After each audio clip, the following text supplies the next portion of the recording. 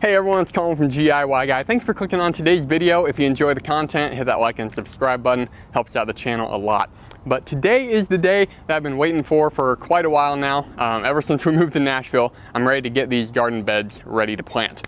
So behind me, I've got two raised beds that, if you watch a previous live stream I did, I actually put them together. But they are 3 by 6 and then they're 1 foot tall. So 18, I think that's 18 cubic feet. And then there's two of them, so we've got 36 cubic feet, and then one cubic yard is 9 cubic feet. So we've got 4 cubic yards of soil that we need. And if you've ever looked up how much dirt is, it's about $55 per cubic yard, which is not cheap by any means. And the last thing I wanted to do was spend $200 to fill, you know, 2 raised beds that are supposed to save me money by growing my own veggies. So since good soil is hard to come by cheap, you have a few options. Option number 1, you can bite the bullet and you can buy as many cubic yards as you need for 50 bucks a cubic yard. Don't recommend that one. Option number 2, you can go to Home Depot and buy it per cubic foot, and it comes out to be somewhere in the ballpark of $3 to $4 per cubic foot if you buy it by the bag. Now the benefit of this is you can get some higher quality dirt, like actual topsoil, garden soil, compost, all that good stuff, but it's still gonna run you between $100 and $200 just to fill 2 small beds. So the third option I thought about was this idea called hugelkultur. Basically, it's this idea that you use yard debris to fill up your raised beds. So for example, if I had a 3 foot tall raised bed, I'm gonna fill the bottom foot with like big logs, you know, stuff from cut down trees.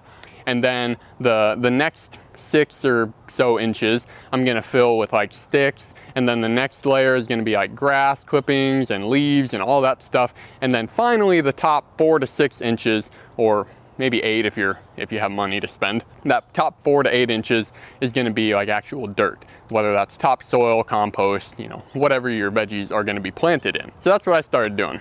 Because my raised beds are pretty shallow, they're only a foot deep, I didn't want to fill a bunch of volume with just stuff that veggie roots aren't going to be able to grow into. And so I just went around and trimmed some of the trees. This is about the biggest wood piece that is in there. I didn't put like large logs or anything in here, but basically just cut some limbs off some small trees, threw in some compost, threw in some, you know, some dead leaves. And then in the other one, I actually got a little bit more creative. So for the second one, I thought, okay, I don't want to fill up my raised beds with a bunch of sticks and stuff that's going to take probably a decade to break down. And so I went ahead and started, you know, throwing household materials in here. So instead of recycling the cardboard in the trash can, I decided to recycle it in the garden. After scrounging around the house and the yard looking for anything to fill these raised beds, I thought, you know, it's just not worth it. I'm gonna go buy it by the bag at Home Depot, spend a couple $100 and just be done with it. But there is one thing I thought, last ditch effort, I'll check Facebook Marketplace. And you can do this on Facebook Marketplace, Craigslist, whatever local market app you use. But I just typed in dirt, and sure enough, the first hit was free dirt, and it was about 25 minutes away. It said, we've got about 3 truckloads left, come take whatever you want, 5-gallon bucket, wheelbarrow, whatever, and it had like a little shrug emoji. And so that got me thinking, well, maybe this is a pretty sweet deal. If I can just fill this up with free dirt, that would be awesome. But I didn't have a truck. And so the next thought that went through my head was, I have a Lexus and like 5-gallon buckets. Is it really worth driving 25 minutes to go up there and get like maybe 20% of the dirt I need? Probably not. But then in the back of my head, I remembered our neighbor Randall, who came and introduced himself when we first moved in. And I mentioned that I was going to put in some raised beds, and he offered to let me use his truck if I ever needed it. And I'm not the one to really like borrowing people's stuff, and you'll kind of hear why in a minute. But I texted Randall and said, hey, I found this free dirt up about 25 minutes away. I'd love to take you up on that offer to use your truck. And he said, oh yeah, sure. Come on over tonight. It was yesterday and it ended up raining, so I had to delay. But then tonight, I went over to his house to borrow his truck, and he's hooking up a battery charger to it. And so immediately I'm like, oh no, this thing is gonna like get me halfway there and then I'm gonna be stranded and have to wait for AAA or something. And so I took the truck, and he put the battery charger in the back seat just in case. And Michaela and I drove about 25 minutes up to this house with the free dirt. And to be honest, it was kind of a gold mine for a garden. or at least somebody who's starting a garden and needs a lot of dirt. So this is what I got.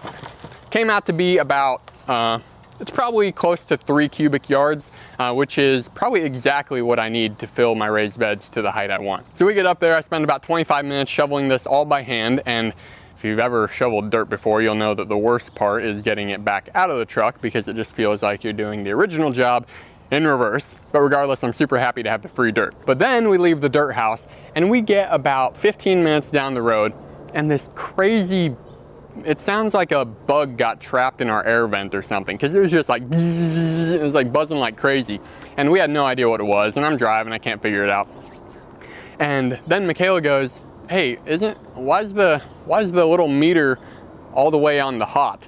And it's like the coolant meter that's supposed to be like in between, but it's pegged at hot in the red. And I thought, oh no, this is gonna be the worst, because her brother Ian, his car just broke down with the same issue. And I thought, oh, this is why I don't borrow people's things. But luckily we ended up getting home. We just drove about 45 miles an hour, and somehow it kept about between cold and hot. But anyway, we got home, we got the dirt, and we're ready to fill the beds. The dirt's surprisingly good, and so I'm gonna fill them 3/4 of the way, and then I am going to go to Home Depot and buy probably 6 or 8 bags of like compost or topsoil or whatever, just to mix into the top and give the veggies some really solid dirt to grow into.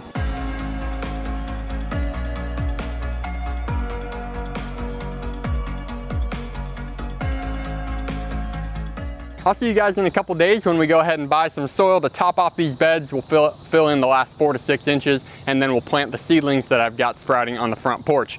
And just like any good neighbor that borrows something, we're gonna go ahead and spray out the bed of the truck all nice and clean, and we'll go ahead and fill it back up with gas, a little bit more than it was when he let us borrow it, just as a thank you. So I'll see you soon.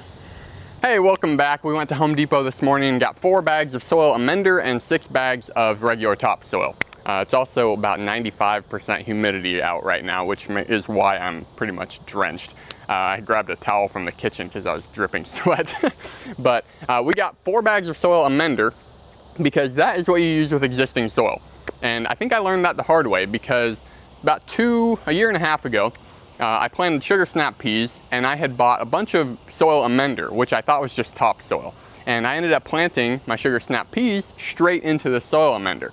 Well, as you might have seen from this past video, I got root rot on my sugar snap peas. And I think the problem was I planted it straight into the amender, which held way too much water. It didn't drain properly and just basically rotted my roots. And so don't plant directly into your amender. Amender is for mixing in with existing dirt, which we have, which is what we borrowed the truck for to go get a couple days ago. So we'll mix about 2 bags of amender into each of these bins first. And then we've got 6 bags of topsoil, so 3 each should give me maybe 2 inches is what I'm hoping for. There's nothing in the gardening handbook that says you have to fill your raised beds all the way to the top. So if you're happy with the depth and the height of your bed and how much dirt you've got in it, good for you, that's all you need. The way I see it, there's really 4 reasons you have a raised bed. Number 1, in no particular order, is the aesthetic appeal. They look really nice. Number 2, you can get your dirt and veggies off of your lawn, and you don't have to use whatever, you're not at the mercy of whatever junk dirt is in your yard. You can build up and you can amend that soil, make it really good dirt for growing in. Number 3 is to keep out small animals. So we've got some bunnies that run around our backyards, and since these things are about 1 foot tall, chances are the bunnies aren't gonna go up into them and start digging stuff out. And finally, the 4th one is to improve your drainage. Obviously, these are gonna drain a lot better when they're higher than everything else, as opposed to if I were just to plant right here, there's some low spots in the yard that might accumulate water, and it just can really stunt the roots and the plant growth. Here's a quick update on the green onions I planted. Basically, this is what they looked like when I planted them from the store, and this is what they have grown into just over about 3 or so weeks. So other than getting hit by a weed eater a couple times and getting some worm damage on them, they're not doing too bad. I'm gonna wait till they get a little more mature to actually cut them and use them in the kitchen though. We're gonna start with this. We got some Scott's Premium Topsoil, which is this is the amender I was talking about. And it just says adds organic matter and sphagnum peat moss to existing soil. So it says it right on the bag, I just didn't read it a year and a half ago. Like I said, this stuff's about $3 a bag, $34 for 10 bags. not too bad. It would have been even cheaper if Nashville tax wasn't 9%.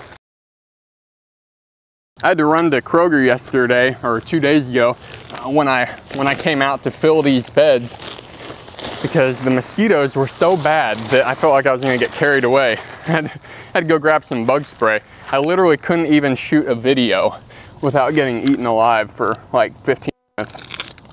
It's kind of crazy. So if you've got any tips on how to get rid of mosquitoes or keep them from eating you, that'd be awesome.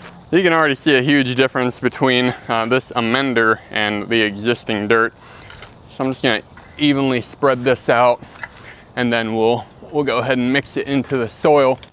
This just feels wet, like it holds a lot of water, and so definitely, like I said, don't plant straight into this. This should be mixed into the rest of your dirt. But it only needs to be mixed, I think the bag says, for new gardens, mix into the top 6 to 8 inches of native soil. So we don't have that much soil. So I'm gonna do like the top 3 or 4 inches.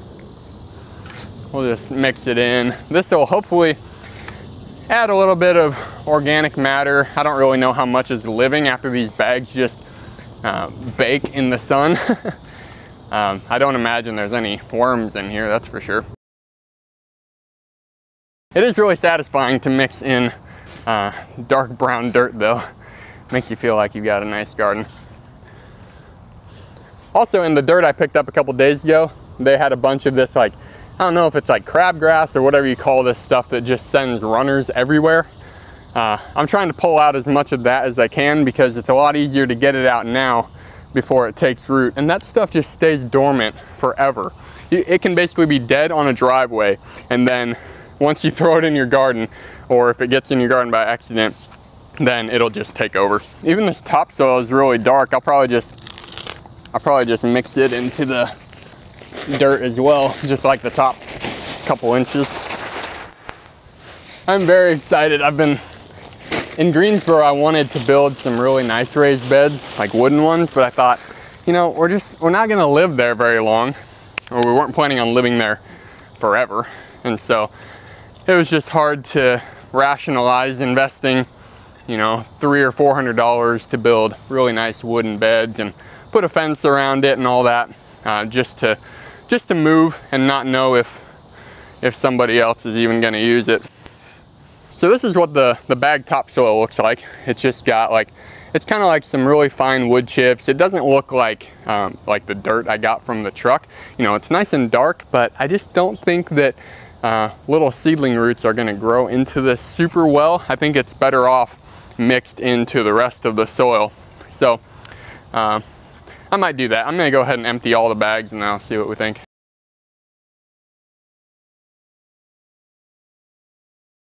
To be honest, the Amender doesn't look a lot different than the topsoil. The only difference looks like the Amender has bigger chunks in it than the topsoil did.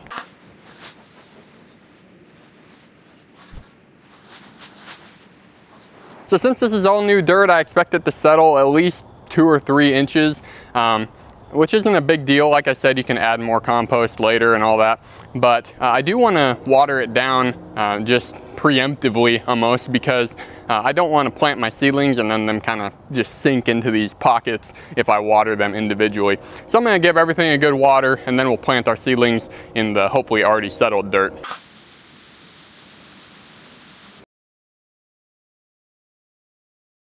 So in this bed, it's all going to be lettuces, and then that bed, it'll probably be, I might do like sugar snap peas, some green onions, chives, all that stuff. But I want this to be like kale, spinach, lettuce blend, and I'll put carrots over there too. But I've got some seedlings here that are just like leafy greens, and I'm gonna see how they do if they bolt fast, because it's still kind of warm out in August. They might also get bitter. But I'm gonna do what they call succession planting, which is about every 2 weeks I'm gonna come out and just plant a row of lettuces, or maybe every 3 or 4 weeks. Come out and plant a row of lettuces. That way, you know, stuff is popping up as we get closer to the cooler weather. Well, Michaela just came out and told me it's 85% humidity out. Looks like it's about to rain any minute. So I'm gonna get these seedlings in the dirt. That's all I've got for today's video. If you enjoyed it, hit that like and subscribe button. Until next time, keep growing it yourself.